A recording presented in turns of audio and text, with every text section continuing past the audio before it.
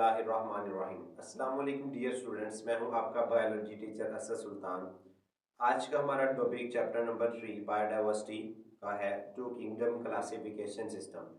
Last lecture में हमने इसकी हिस्ट्री देखी थी कि किस तरह जो है वो क्लासिफिकेशन सिस्टम स्टार्ट हुआ। तो सबसे पुराना जो सिस्टम है क्लासिफिकेशन का वो दो किंगडम क्लासिफिकेशन सिस्टम है, जिसको जो है वो अरस्तु ने जो है वो दिया था, जिसकी बुनियाद खुराक हासिल या तैयार करने की थी। ठीक है, तो दो किंगडम क्लासिफिकेशन सिस्टम। इस सिस्टम के मुताबिक जानदारों की क्लासिफिकेशन किंगडम ब्लांटी और किंगडम एनिमिलिया में की गई। इस मकसद के लिए जानदारों के लिए खुराक हासिल करने के तरीके को बुनियाद बनाया गया। यानी जानदार किस तरह खुराक तैयार करते हैं या खुराक हासिल करते हैं, उस बुनियाद पर हमने तमाम जानदारों को दो किंगडम में डिवाइड किया। किंगडम प्लांटी, तमाम ऑटोट्रॉफ्स किंगडम प्लांटी में रखे गए। ऑटोट्रॉफ से मुराद वो तमाम जानदार जो अपनी खुराक खुद तैयार करते हैं, उनको ऑटोट्रॉफ्स कहते हैं।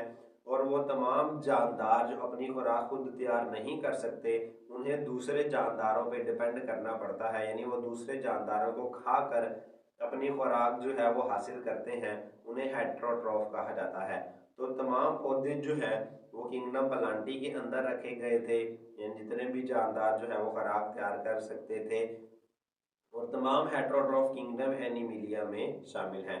बैक्टीरिया, एल्गी, फंजाई को भी ज़ाहरी मुशाहबत की बिना पर किंगडम प्लांटी में रखा गया। ठीक है, तो अब ये बैक्टीरिया, एल्गी और फंजाई, अब एल्गी जो है वो तो कई लिहाज से पौधों से मिलते हैं, बैक्टीरिया और फंजाई जो है वो पौधों से नहीं मिलते। ठीक है, लेकिन ज़ाहरी जिसामत के लिहाज से, यानी देखने पर ये हमें पौधे जैसे लगते हैं। ठीक है, इसलिए हमने जो है इनको तमाम जो ये बैक्टीरिया और फंजाई थे, इनको भी साइंसदानों ने किंगडम प्लांटी के अंदर रखा। ठीक है, क्योंकि ये ज़ाहरी शक्ल के लिहाज से जो है वो पौधों से मिल रहे थे, जबकि इनकी खसूसियत पौधों जैसी नहीं थी। तो उस बुनियाद पर इन्होंने किंगडम प्लांटी के अंदर रख दिया गया। लेकिन अब एतराज़ात क्या थे, ये किंगडम जो है वो नाकाबिल अमल क्यों पाया गया। टेक्सोनोमिस्ट, यानी वो साइंसदान जो टेक्सोनोमी को स्टडी करते हैं, टेक्सोनोमिस्ट की तरफ से इस सिस्टम को नाकाबिल अमल भी पाया गया। क्यों? यूग्लिना में पौधों और जानवरों की दोनों की खासियतें पाई जाती हैं। ऐसे जानदारों के लिए अलग किंगडम की तजवीज़ दी गई। अब बाद में कुछ जानदार ऐसे दरियाफ्त हुए जो यूनिसेलुलर थे। चैप्टर नंबर 1 में हमने देखा था यूग्लिना, पैरामीशियम, अमेबा, तो जिनमें पौधों की खसूसियात और जानवरों की खसूसियात दोनों पाई गई। अब पौधों की खसूसियात क्या थी? पौधों की खसूसियात ये थी कि इनके अंदर जो है वो क्लोरोफिल मौजूद था। क्लोरोफिल वही मादा होता है जिसके जरिए प्लांट्स फोटोसिंथेसिस करते हैं। ठीक है, यानी ये दिन के टाइम डे लाइट में जो है वो फोटोसिंथेसिस कर सकते थे, यानी ये ऑटोट्रॉफ थे लाइट के अंदर।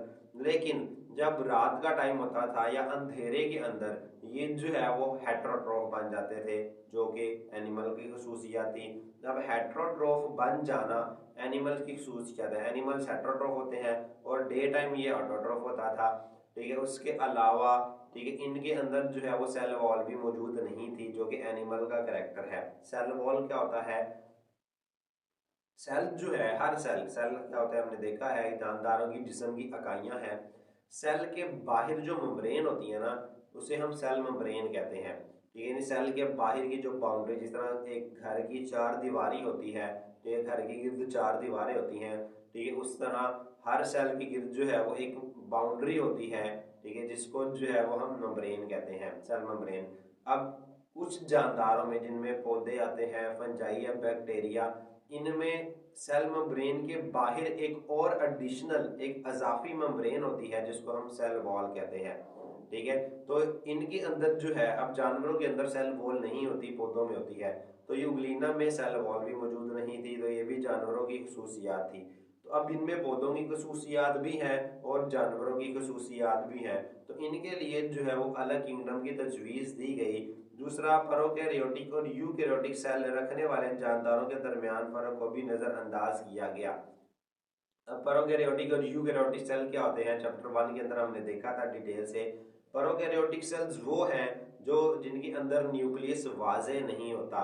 यूकैरियोटिक सेल वो हैं जिनके अंदर न्यूक्लियस वाजे होता है। ठीक है, तो अब बैक्टीरिया को जो है वो किंगडम प्लांटी के अंदर तो रख दिया गया, लेकिन बैक्टीरियन जो है वो प्रोकैरियोट से, जबकि प्लांट्स यूकैरियोट से। तो इस वक्त तक जो है वो ये प्रोकैरियोट्स और यूकैरियोट्स की वर्डिंग इस्तेमाल नहीं की गई थी। ठीक है, ये इनको जो है 1937 के अंदर ई चेटन ने बताया था। तो इस वक्त तक ये वर्ड इस्तेमाल नहीं होते थे कि प्रोकैरियोट्स और यूकैरियोट्स क्या होते हैं।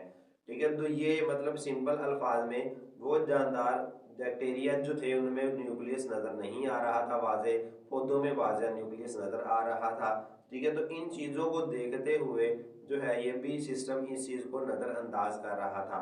तो ये थे कुछ ड्रॉबैक्स, कुछ एतराज़ात जिसकी वजह से दो किंगडम जो है वो काफ़ी नहीं पड़ रहा था। आगे तीसरे किंगडम की जो है वो ज़रूरत पेश की गई, जिसको जो है वो अर्नस्ट हैकल ने पेश किया, जिसको हम नेक्स्ट लेक्चर में देखेंगे।